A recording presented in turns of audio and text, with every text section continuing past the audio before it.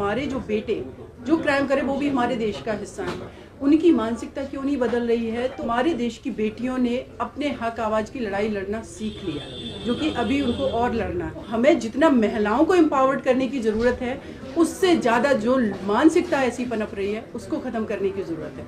तो सर, अगर हम कानून की बात करें तो मुझे लगता है आफ्टर निर्भया केस 2012 के बाद बहुत अच्छे कानून बने हैं।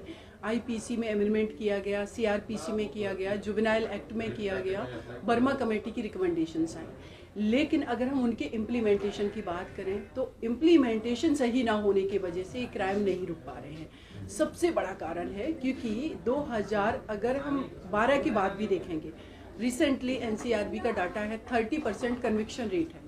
तो अगर आउट ऑफ 100 में 30% कन्विक्शन रेट है और वो भी कन्विक्शन रेट कितने साल में है ये भी किसी को नहीं पता। निर्भया के 7 साल में डिसाइड हुआ, तो जो 70% लोग हैं क्रिमिनल वो कहाँ हैं? वो हमारे आपके बीच में घूम रहे हैं क्योंकि लॉ का प्रॉपर इम्प्लीमेंटेशन नहीं है। उनको ईजिली बेल मिल जा रही है डिले के ग्राउंड पर, और जब डिले के ग्राउंड पे बेल मिल रही है तो वो बाहर आकर के ये मैसेज दे रहे हैं कि कानून मेरा कुछ नहीं बिगाड़ पाएगा। पुलिस सिस्टम आपका जो है वो, एक तो पुलिस की संख्या कम है, पॉपुलेशन निरंतर बढ़ रही है, भर्तियां पुलिस में हो नहीं रही हैं, संवेदनशील पुलिस को नहीं बनाया आपने, टेक्निकल नहीं बनाया, टाइम बाउंड समय पे आप चार्जशीट फाइल नहीं कर रहे हैं, टाइम बाउंड केस डिसाइड नहीं हो रहे, फास्ट ट्रैक कोर्ट केस नहीं है आप करवा रहे हैं। तो फिर जो कन्विक्शन जब नहीं होगा तो जो लोग जिनमें डिटरेंस होना चाहिए कानून का वो नहीं होगा। और यही कारण है कि एक क्राइम होने के बावजूद भी दूसरा निरंतर होता जा रहा है और निर्भया केस के बाद भी क्राइम नहीं रुके हैं। लेकिन मैं एक बात कहूँगी कि सामाजिक स्तर पर अवेयरनेस आई है। हमारे देश की बेटियों ने अपने हक आवाज़ की लड़ाई लड़ना सीख लिया, जो कि अभी उनको और लड़ना है। लेकिन मेरा एक और मानना है कि बेटियां अपनी आवाज़ उठा रही हैं, लेकिन हमारे जो बेटे जो क्राइम करे वो भी हमारे देश का हिस्सा है, उनकी मानसिकता क्यों नहीं बदल रही है? तो as a citizen, as a politician, as a social worker, as a policeman, as a जज, ये हम सबकी एज ए पत्रकार ये रिस्पॉन्सिबिलिटी है कि एज ए सिटीजन हम ये रिस्पॉन्सिबिलिटी अपने ऊपर लें कि हमारे जो युवा क्राइम कर रहे हैं उनकी मानसिकता कैसी बदले। तो उस पर सबसे ज़्यादा बात करने की ज़रूरत है। एक तरफ हम अपनी बेटियों को एम्पावर्ड कर रहे हैं। निर्भया पैरामेडिकल करके देहरादून में स्टडी करती थी, अकेले आती जाती थी, वहाँ पर बीपीओ सेक्टर में काम करके पैसे अर्न करती थी। वो बेटी एम्पावर्ड थी, फिनांशली, मेंटली, सोशली, फिजिकली। लेकिन जिन्होंने क्राइम किया उनकी मानसिकता दूषित थी, इसलिए उन्होंने क्राइम किया। तो हमें जितना महिलाओं को एम्पावर्ड करने की ज़रूरत है उससे ज़्यादा जो मानसिकता ऐसी पनप रही है उसको ख़त्म करने की ज़रूरत है। तो ये कलेक्टिवली हमें वर्क करना पड़ेगा। कोई भी सरकार की प्लानिंग है वो अगर हम महिलाओं के लिए सिर्फ चला रहे हैं और यूथ को अवेयर नहीं कर रहे हैं तो ये हमारा यूथ जिस इस तरीके की मानसिकता से बहुत सारा ग्रसित है वो ऐसे क्राइम करता रहेगा। तो कलेक्टिवली सबको वर्क करने की ज़रूरत है सामाजिक स्तर पर, और लॉ एंड ऑर्डर तो इम्प्लीमेंट अगर चीज़ें होगी तो सर बदलाव इम्पॉसिबल है। जैसा कि आपने कहा कि कोर्ट में डिले हो रहा है, डिले की सारी परेशानियां बनी हैं, ऐसा क्या कारण है कि कोर्ट में इस तरह का डिले हो रहा है? सर देखिए, डिले इसलिए हो रहा है क्योंकि कहा जाता है, माननीय सर्वोच्च न्यायालय के भी बार बार जो भी रिटायर्ड जस्टिस होते हैं वो जब रिटायर हो जाते हैं तो कहते हैं कि कानून में जो है बदलाव होना चाहिए या केस की पेंडेंसी बहुत है। तो फिर केस की पेंडेंसी कैसे ख़त्म होगी? फास्ट ट्रैक अगर नहीं हो पा रहा है इसलिए क्योंकि जजेस की संख्या कम है। तो पॉपुलेशन जब निरंतर बढ़ रही है तो जजेस की संख्या भी बढ़ाई जा सकती है। आप पार्लियामेंट में एक नया कानून लाइए और 31 जज हैं जो सुप्रीम कोर्ट में, उनको बढ़ा करके आप 51 कर दीजिए। क्योंकि 2011 से अगर हम अभी देखेंगे 1 अरब हमारी 25 करोड़ के नियर अबाउट पॉपुलेशन थी जो 30 तक पहुंचने वाली है। तो मुझे लगता है कि पर ईयर नहीं तो कम से कम 5 ईयर के बाद सुप्रीम कोर्ट में 2-3 जजेस की संख्या बढ़ जानी चाहिए। डिस्ट्रिक्ट की बात करें या हम हाई कोर्ट की बात करें तो एक हाई कोर्ट आप उत्तर प्रदेश में सोचिए कि इतना बड़ा पॉपुलेशन के आधार पे भारत का सबसे बड़ा राज्य है। एक पीठ लखनऊ में है और एक जो हमारी मेन बेंच है वो इलाहाबाद में। आप सोचिए दिल्ली के पास गाजियाबाद से आने वाला आदमी कितना किलोमीटर चल करके आ रहा है, वो जस्टिस कैसे प्रिवेल होगा?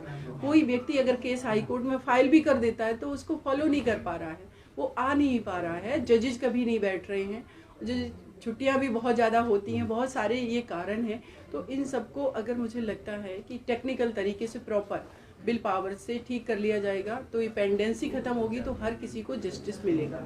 मैडम एक और सवाल आपको पॉलिटिक्स में भी है, जैसा कि हम लोग जानते हैं कि आपने पॉलिटिक्स पार्टी ज्वाइन की है, तो आप लगातार कार्य कर रही थी और सामाजिक दायित्व का निर्वहन कर रही थी एडवोकेट के पेशे से। अब आप पॉलिटिक्स में आई हैं, पॉलिटिक्स में आने का कोई प्रयोजन? हाँ बिल्कुल, देखिए प्रयोजन मैं यही कहूँगी कि हमारा देश आज़ाद हुआ तो कहेंगे जितने भी एडवोकेट उस टाइम पे इंडिपेंडेंट टाइम पे बहुत लोग थे, हमारे महात्मा गांधी जी, नेहरू जी, मोतीलाल नेहरू, जितने भी हम कहेंगे नंबर ऑफ पीपल जो फाइट कर रहे थे वो ज़्यादातर एडवोकेट थे। तो वो पॉलिटिक्स ही हो रही थी और जब देश आज़ाद हुआ तो पॉलिटिक्स ही हुई। वो अलग बात है कि कुछ लोगों ने इसको सियासत का नाम भी दे दिया और जो सियासत शब्द है वो एक नेगेटिव टर्म है। मैं पॉलिटिक्स में मेरे आने का उद्देश्य ये है कि मैं अभी तक जुडिशरी में काम कर रही हूँ, एज ए सोशल वर्क काम कर रही हूँ, मेरे एक लिमिटेशंस है। लेकिन जब मैं पॉलिटिक्स में पॉलिसी मेकिंग लेवल पे पहुंचूंगी, जिस पार्टी को मैंने ज्वाइन किया, या सपोज दैट कोई और भी पार्टी है, हमारे देश में बहुत सारी रूलिंग पार्टियां हो गई, तो एज ए विपक्ष भी हम मुद्दा उठा सकते हैं कि ये कानून आप बनाइए और अगर ये कानून है तो इसको इम्प्लीमेंट कराने के लिए आप रूल रेगुलेशन या लायबिलिटी या रिस्पॉन्सिबिलिटी लोगों की फिक्स कीजिए। तो वहाँ मैं लिमिटेड थी, यहाँ मुझे लगता है कि मैं और बेटर कर सकती हूँ, इसलिए मैं पॉलिटिक्स में आई। और एक और बात कहूँगी कि हमारे देश की ज़्यादा से ज़्यादा संख्याओं में महिलाओं को पॉलिटिक्स में आना चाहिए और पॉलिटिक्स नकारात्मक नहीं सकारात्मक की तरफ जानी चाहिए। इस देश के हर व्यक्ति को, चाहे वो किसी भी जाति धर्म लिंग कहीं का भी हो, किसी भी रिलीजन का, किसी भी क्षेत्र का हो, सबके लिए स्त्रियों को भी अब आवाज़ उठानी चाहिए। स्त्रियां सिर्फ रेगुलेट नहीं होना चाहती हैं, अब वो रेगुलेशन भी चाहती हैं कि वो रेगुलेट भी करें, चीज़ों को मॉडिफिकेशन करें जो चीज़ों में कुछ कमियां और खामियां हैं। तो इसलिए मैंने भी कदम रखा है और भी स्त्रियां आ रही हैं और ज़्यादा संख्या में आना चाहिए। देखिए महिलाओं अगर बच्चियों को संदेश देने की बात कहेंगे तो मुझे लगता है कि हमारी जो फीमेल है, एम्पावरमेंट की हम बात सिर्फ एजुकेशन तक सीमित कर दे रहे हैं या नौकरी तक कर दे रहे हैं, लेकिन मेरा मानना है कि एक फीमेल को मेंटली, फिनांसली, इमोशनली, सोशली उसको हर तरीके से एम्पावर्ड होने की ज़रूरत है। क्योंकि अगर एक फीमेल के साथ क्राइम हो रहा है और वो जाकर के FIR करा दे रही है, लेकिन कल उसके पास कोर्ट जाने के पैसे नहीं है क्योंकि उसके पास फिनांसली वो स्ट्रांग नहीं है, वो कैसे फाइट करेगी? तो उसको फिनांसली स्ट्रांग होने की ज़रूरत है। तो कहीं ना कहीं जो भी हमारी फीमेल हैं उनको ये सोचना चाहिए कि कोई भी ऐसी टेक्निकल एजुकेशन लें जिससे वो कम से कम अपने को मेंटेन करने के लिए पैसे कमा सकें। दूसरा, मेंटली स्ट्रांग करें, डिपेंडेंसी कम करें। जब आप फिनांसली स्ट्रांग होंगे तो आपकी डिपेंडेंसी खत्म होगी, तो डेफिनेटली आप मेंटली भी स्ट्रांग होंगे, निर्णय अपने जीवन के ले सकेंगी और आपके अगेंस्ट जो क्राइम हो रहे हैं उनको भी आप फाइट कर सकेंगी। तो बहुत ज़्यादा आवश्यक है कि फीमेल अपने आप को हर लेवल पे स्ट्रांग बनाए, चाहे वो फिनांसली हो, मेंटली हो, फिजिकली हो या इमोशनली हो, तभी वो जाकर के फाइट कर सकेंगी और दूसरे लोगों के लिए भी काम कर सकेंगी।